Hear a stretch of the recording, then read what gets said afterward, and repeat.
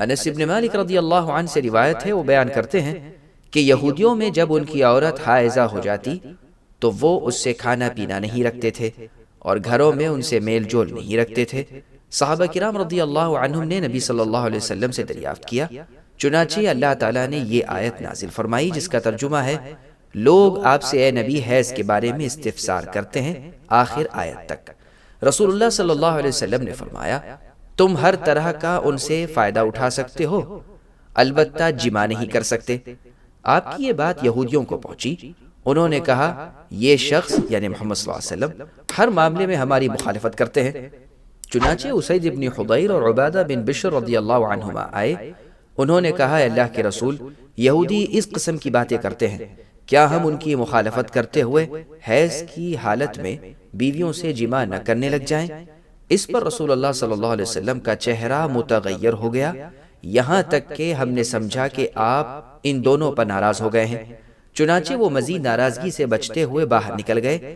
جاتے ہوئے انہیں ایک شخص سامنے سے ملا جو نبی صلی اللہ علیہ وسلم کے لیے دودھ کا ہدیہ یعنی تحفہ لایا تھا۔ آپ نے ان کے پیچھے قاصد بھیجا، دونوں واپس آئے، آپ نے انہیں دودھ پلایا، انہیں معلوم ہوا کہ آپ ان پر ناراض نہیں ہیں۔ اس حدیث کو امام مسلم میں روایت کیا ہے۔ ام المؤمنین عائشہ رضی اللہ عنہا سے روایت ہے، وہ بیان کرتی ہیں کہ میں اور نبی صلی اللہ علیہ وسلم ایک برتن سے غسل کرتے جبکہ ہم دونوں جنبی ہوتے۔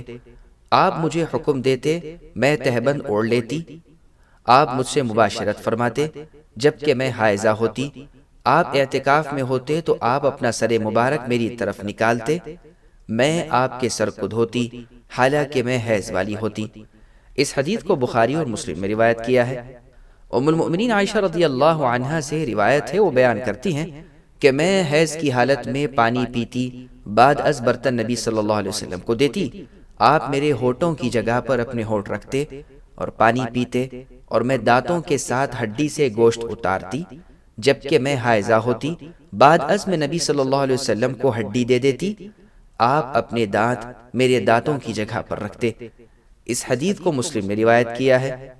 ام المؤمنین عائشہ رضی اللہ عنہا سے روایت ہے، وہ بیان کرتی ہیں کہ نبی صلی اللہ علیہ وسلم میری گود میں ٹیک لگاتے اور قرآن پاک کی تلاوت فرماتے جبکہ میں حائضہ ہوتی۔ اس حدیث کو بخاری اور مسلم میں روایت کیا ہے۔